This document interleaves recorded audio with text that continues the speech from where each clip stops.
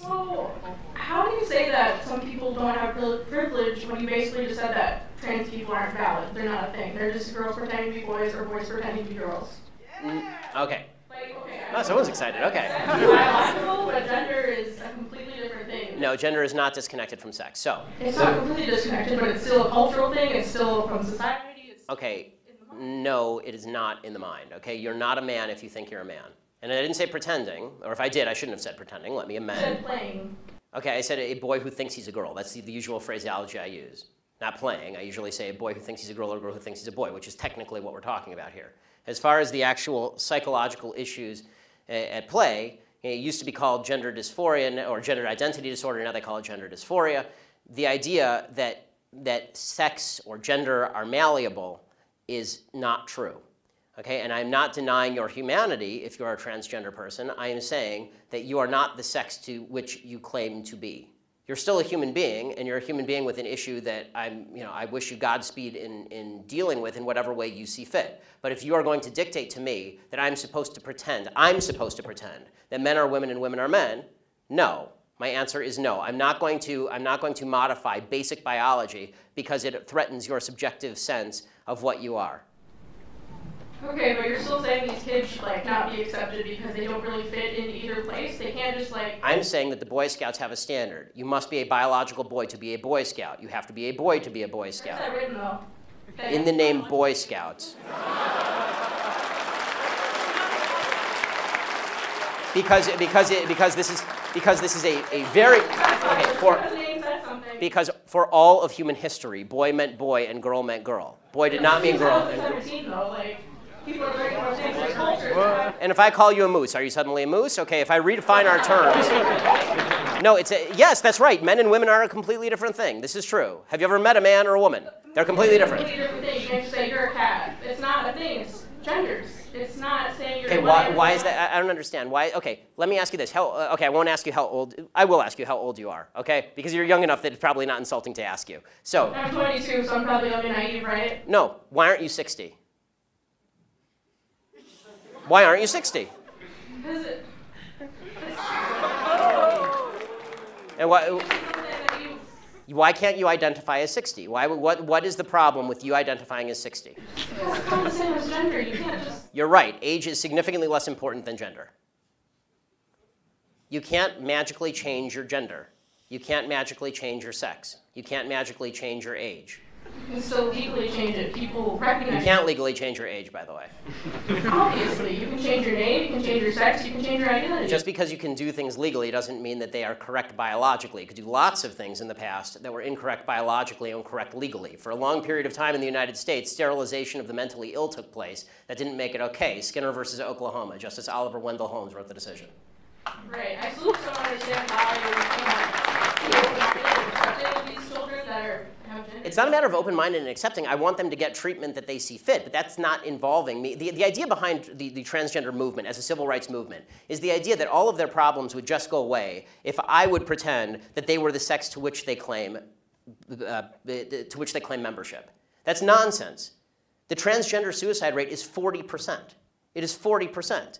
And according to the Anderson School at UCLA, it makes no difference. There's a study that came out last year. It makes no difference, virtually no difference, statistically speaking, as to whether people recognize you as a transgender person or not, which suggests there's a very high comorbidity between transgenderism, whatever that mental state may be, and suicidality. That has nothing to do with how society treats you. Do you think it could be because of they're bullied at school? No, I don't think that. I do not think that the discrepancy. I do not think the discrepancy. First of all, I'm against bullying of any sort. Okay, the idea that somebody would beat somebody up is terrible. Okay, as somebody who's viciously bullied in high school, I'm not a fan of bullying. But the idea that the normal suicide rate across the United States is 4%. The suicide rate in the transgender community is 40%. The idea that 36% more transgender people are committing suicide because people are mean to them is ridiculous. It's not true, and it's not backed by any science that anyone can cite. It is pure conjecture. In fact, it's not even true that bullying causes suicide, according to a lot of studies. For example, in the black community, where the idea is supposedly that America is a racist society, blacks are bullied a lot. Okay, in the black community has significantly lower suicide rates than in the white community. In fact, in third world countries, the suicide rate is significantly lower than in first world countries. Suicide actually seems to be a privilege of the upper classes if you actually look at it from a financial perspective. So the idea that suicidality is directly a result of people like me saying, no, men are not women and women are not men, it's not true. It's also... So you think it doesn't impact their identity at all, or their depression, or how they feel about themselves? I think the idea that you're going to sacrifice the entire society's proper definition of sex because you think that there is in legal terms, somebody with an eggshell skull, meaning that somebody who has a pre-existing condition that makes them more susceptible to criticism, that is not a way to run a society. You can't sacrifice truth because some people are going to actually suffer because of the truth. Plus, there's no evidence whatsoever that the suicide rate would go down in the transgender community in any marked way if people just started pretending that men were women and women were men.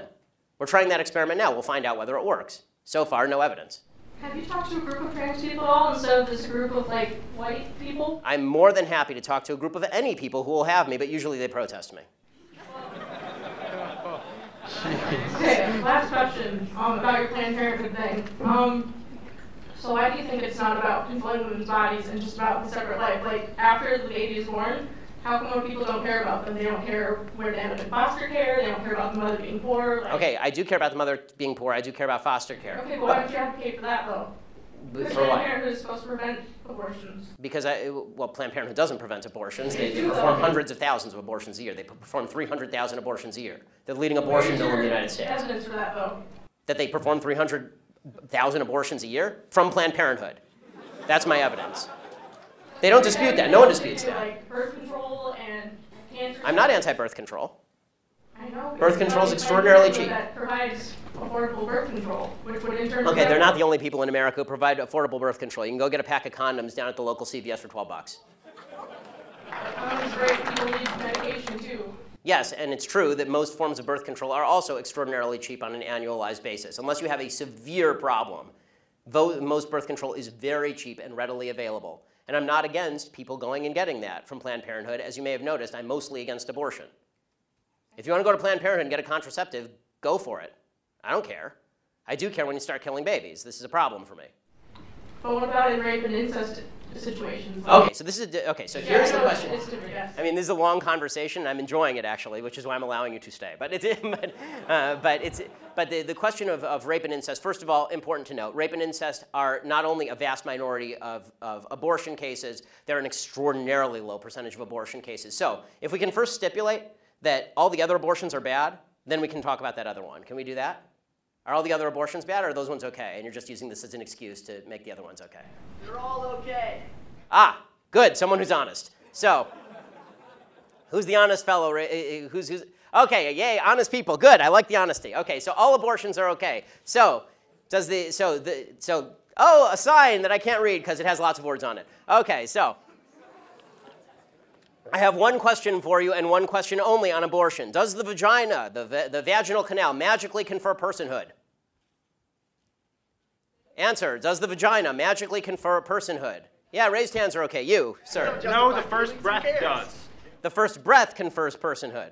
Okay, so if the baby is in the womb and is exactly the same size and has not yet breathed, and you take a knife and you stab the baby in the head, a fully formed 9-month-old baby, it is not a human. The only thing that makes it a human is when it takes a breath. It has to independently breathe. I mean, I'm going to be honest. I'm going to stick to it, yeah, because I'm also pro-capital punishment and pro-selective suicide. So I'm going to stick with it. Selective suicide? Yeah, I assume you mean elective suicide. I mean elective suicide. Elective suicide. Okay. Yes, I'm not going to make someone commit suicide. Okay, that's good, because that wouldn't be suicide, that'd be homicide. That,